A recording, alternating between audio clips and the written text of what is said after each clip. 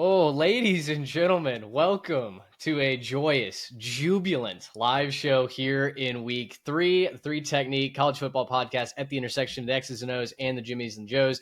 Fellas, we're dispensing with all pleasantries, all small talk. Texas A&M has a freaking quality ranked road win to start the year. We're 3-0. We stole that from the jaws of defeat and crushed the spirit of the Fighting Irish.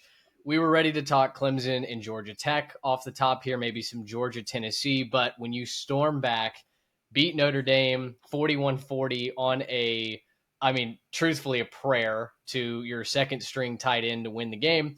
It's our show. So we start here, and that's what we're doing. Trey Reeves, Garrett Turney, I'm Mitch Mason. Welcome in, guys. Just visceral reaction. What do we got?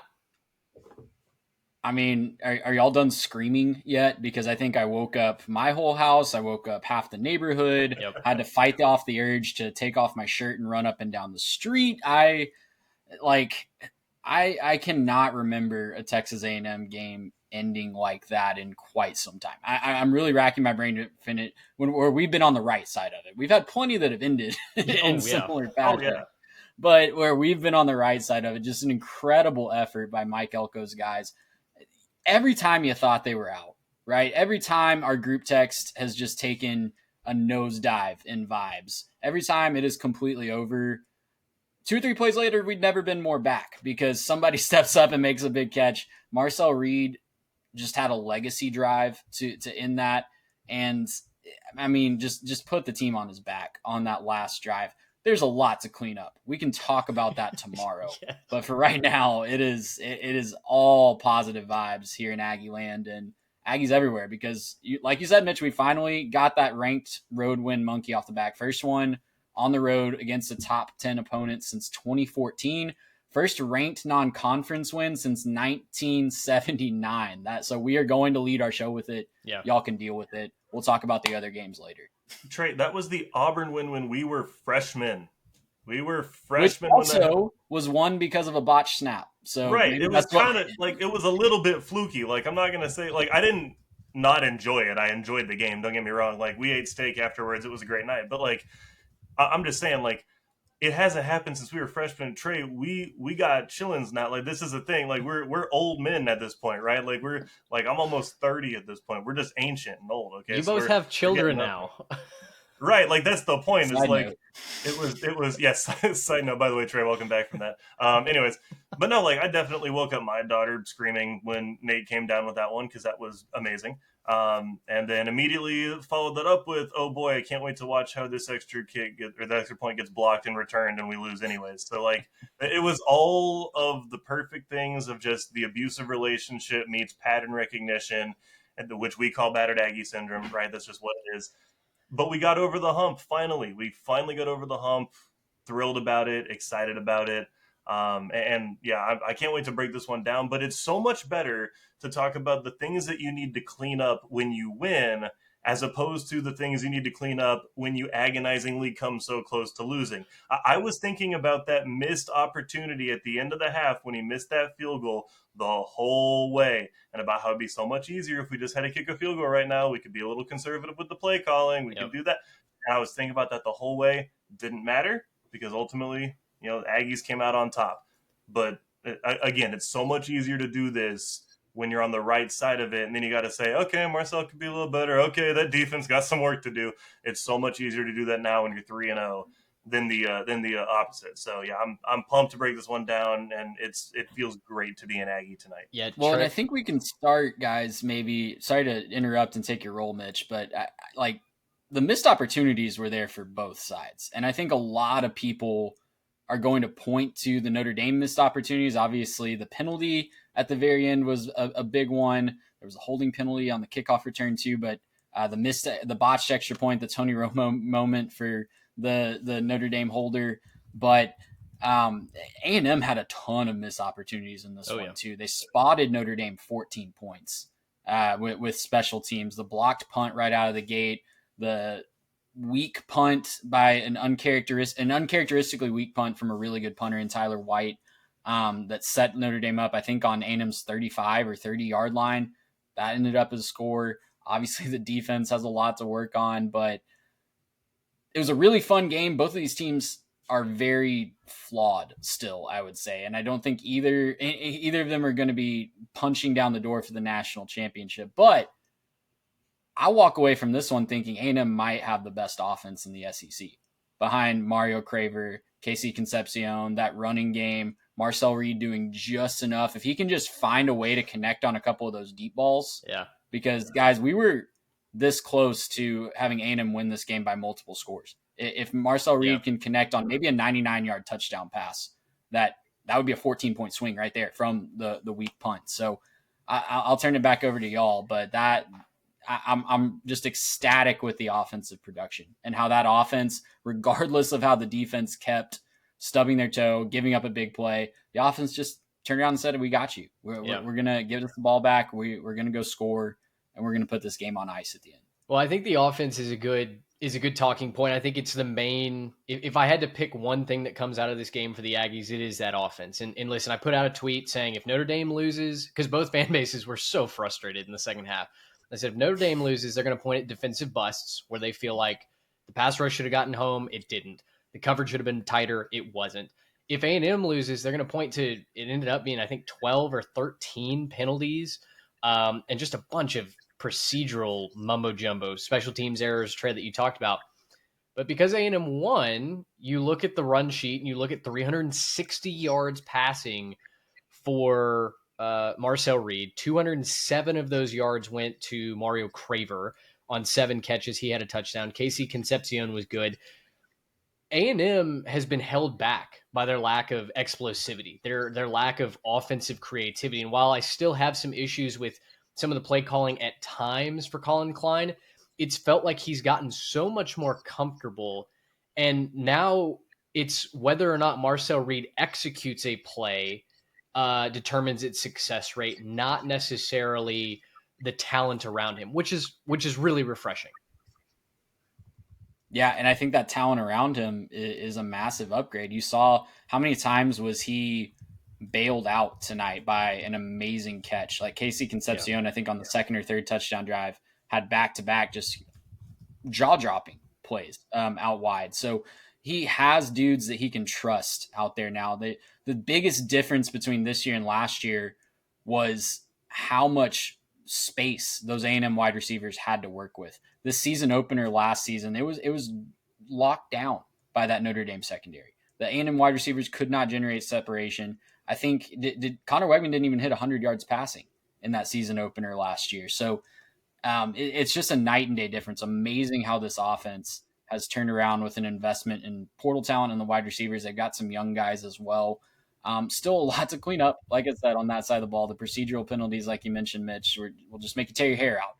But it's hard to not be excited about the potential if this is where they're at game 3 on the road at night against the team that was literally in the national championship game last year. It's a good point. And, Notre Dame is a different team from where they were last year, but we saw a lot of the strengths come out from a team that went to the national championship. You got better quarterback play than what you were seeing from Riley Leonard, at least from a dynamic standpoint, right? Leonard was not dropping balls in the bucket like CJ Carr was all night long. The running game was very strong, and I think that's where part of the frustration for A&M fans coming out of this game will rest. Not only the penalties, but just the inability to stop the run when you really need a big third down stop. You've got them behind the chains on first down, and suddenly you give up 12 or 13 yards on the ground on second down, and suddenly it's like, well, what's the point? I think if the Aggies can clean up their linebacker play, which I think is probably the biggest issue, suddenly with that offense, this Texas A&M team becomes one of the driving forces in the SEC, and that is something that we've never been able to say about this Aggies team since Johnny Manziel took everybody by storm. Yeah, I kept saying that this was probably the best I've seen this offense look in easily a decade, if not longer. Yeah. I haven't seen, and I haven't been able to just say I believe the offense will go down and get this. Like when at the very end, when Notre Dame missed the extra point, I was like, all right, window's open, just go score. Yeah. And the fact that I would have ever said 3 or 4 years ago, oh, just go score a touchdown, that's not something that I could normally say for this Texas A&M offense, because they just haven't had the guys to do it. But I mean, you guys have talked about him, right? It's Mario Craver, it's even Terry Bussey as well. Like, he had a pretty decent game, come up with a couple of big catches. Le'Veon Moss kept the thing rolling on the ground. Like, it's a lot more effective this year, and I think we're starting to see where that's paying off as you get guys into your system, right? That was really the issue with Elco taking over last year, is, well, you need to make your coordinator hires, and then it's time to get guys into your system. Really difficult to do on the fly when you also think about things like NIL and recruiting windows and getting your team ready for spring ball and everything else. So give him a full off season. He's put together a lot better talent for what his system is, right? It's a lot better, and it's a lot more coherent for what they want to try to do. They went away from it at times tonight, kind of head scratchingly so, but they definitely found ways to keep their guys involved. And at the end of the day, like, it wasn't perfect. There are still things that probably Marcel needs to clean up in the way that he makes his reads. And sometimes I get it. Like, you call plays and it's going one direction. We just know where it's going before you snap the ball. Sometimes that breaks down and you got to go to your next read. I understand, right? That's something that happens, and when you're a younger quarterback, you start to get more experience. That's something that you'll develop. But again, there was no part of me that was ready to come on here if the Aggies had lost and then blame it on Marcel or the offense. There was no part of me ready to do that, because when you give up 40, the first and almost only place you have to point is at the defense and ask yourself, why the heck you give up 40? Now, if you want any sort of a bright side, you did hold Jeremiah Love to 4.1 per rush. So that's not like fantastic. It's not anything you're going to write home about and say we're a dominant defense, but you did manage to, especially in the second half, contain him to where he wasn't as much of a factor as he was, last year and even in the first half. Which I think definitely needs some credit. Now, Price gashed you a couple of times and made you pay, but there's definitely things that you can say, okay, we got out of here and we feel lucky to get out of here. But there were moments where this defense, maybe showed, hey, we can come together. Hey, we can play a little bit better. You're going to have to see it come together going forward, though. It's got to be a lot better than it was tonight. Yeah, a lot to fix on the defensive side. And I know Elco is thrilled that he got this signature win. A lot of history made for Texas A&M. It feels like a landmark moment in his head coaching tenure in College Station. But I know that the defensive coordinator in him is going to be stewing on this. And Texas A&M has a bye week, so they've got 2 weeks to take the positives out of this, but also hopefully clean up quite a bit on that defensive end. And, listen, there are issues, I think, with size on the interior that is probably going to hurt them at some point this year. It almost really did tonight. But the things that I take away from A&M before we switch over to Notre Dame, A&M proved that they can win going off game script. When not everything breaks their way, when the defense is not the hallmark of the on-field product, and the offense just kind of has to create. I mean, gosh, they asked Elco as he was running off the field, was that the play? Were you trying to direct it to Berkature? And he said, yes. We kind of felt like that was going to be the most open route. I don't know if I'm buying that one, Mike. Like, all due respect, I don't know that I'm buying that one. But A&M teams in the past would have panicked, right? When they had that special teams snafu, the opening punt is blocked and returned for a touchdown. We saw that 3 years ago, whenever it was, against South Carolina, where they housed the opening kickoff. And we knew that's it. This game's over. This A&M team does not know how to take an early punch and get back up on the horse and make a comeback, even down 7-0. And of course, I mean, it was like 60 seconds later, they were down 21-0, and that was all she wrote. But this A&M team, the ability for them to get back off the mat, get up, throw another counter punch themselves. And twice in the first half, they came back from 10-point deficits. They led at the break. They came back multiple times in the second half as well. And yes, admittedly, they needed a lucky break with poor Tyler Buckner mishandling that extra snap. I almost tweeted the Tony Romo gif, and I decided, let me wait and see if we win this one first. But I feel bad for the kid, and it sucks. But hey, you're A&M. It's a ranked road win. You get out of Dodge, you go on a bye week, you lick your wounds, and you get ready to play Auburn to open up SEC play as a 3-0 team. Switching over to Notre Dame, though, because I know so much of the conversation is going to come around Notre Dame and Marcus Freeman. the missed opportunities. They start 0-2. And guys, there is a very real chance that they are now eliminated from the college football playoff because the rest of their schedule already in the first 3 weeks has taken some quality control hits. We were defending Notre Dame's schedule in the preseason saying, hey, this is not the cakewalk that some of the haters are trying to make it seem like. But a lot of those opponents have started to take losses early on. And I know USC is looking strong, but Notre Dame certainly has to run the table. They've got to go 10-2, and then they're probably going to need some help just to squeak into the playoff field at this point. If you guys are Marcus Freeman and you're Notre Dame, what has to get corrected tomorrow in order to get to 1-2 and start that uphill climb? I think the obvious answer is the defense, just like we were talking about with Texas A&M. I mean, the fact that A&M's receivers were able to run that wide open, that's not the first time that's happened already this year. Miami was doing the exact same thing, and it was something in my trying to build an optimistic case for Texas A&M leading up to this game. It was looking at those Miami wide receivers. So if there's another team on the schedule, thinking about a USC later on this year, thinking about some of the guys that even an NC State has that we've seen so far this year, if they have smaller, quicker guys, it's going to be a problem for Notre Dame this year. I don't know that they necessarily, unless they figure something out schematically, I don't know that the personnel is there to stop that type of player. But I'm really also interested to see how this offense evolves too. And I know that sounds weird on a night where they should have put up 41 points.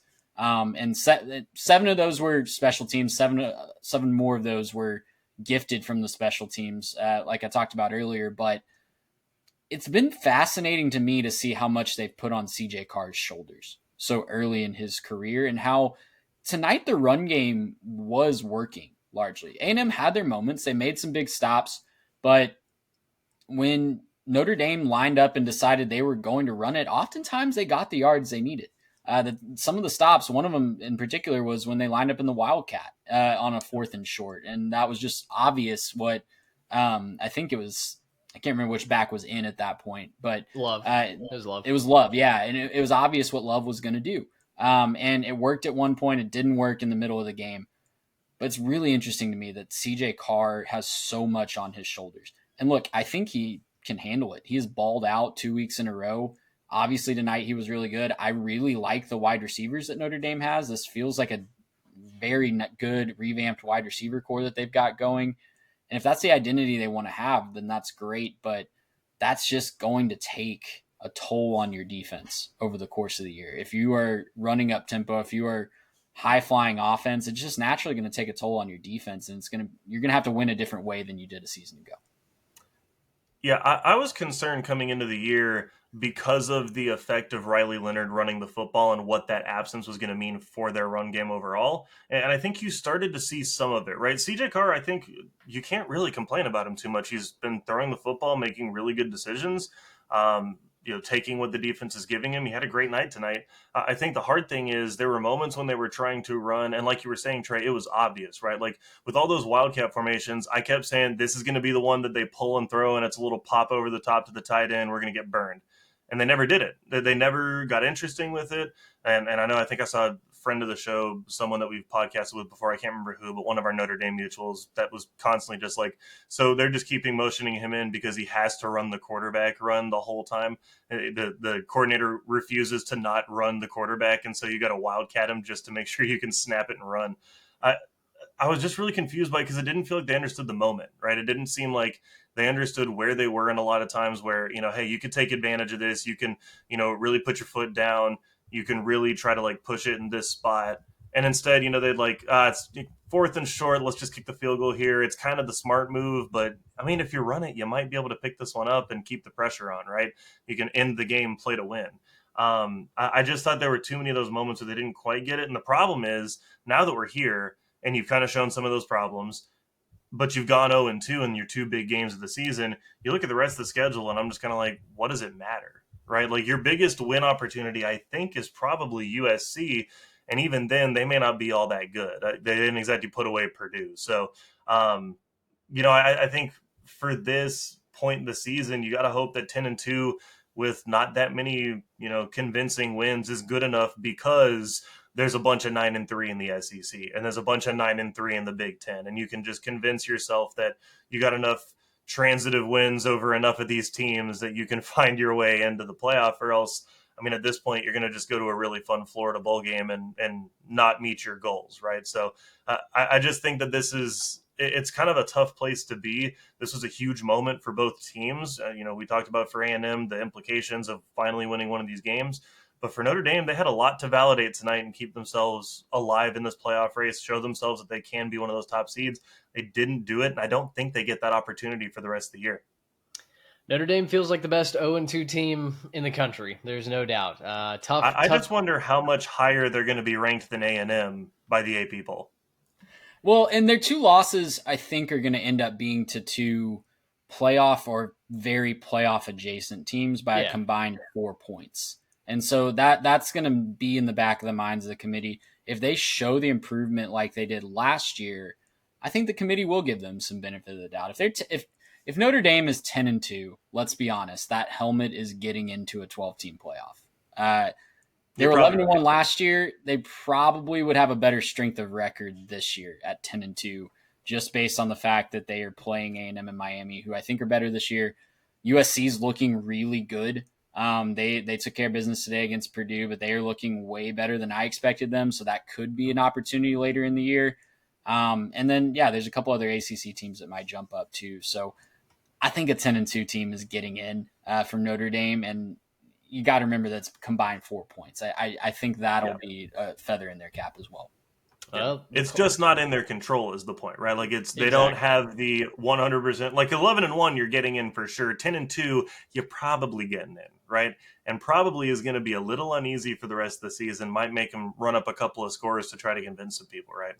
Yeah, Purdue, Arkansas, Boise, NC State, USC, Boston College, Navy, Pitt, Syracuse, and Stanford are how they round out the season. So breath holding time in South Bend.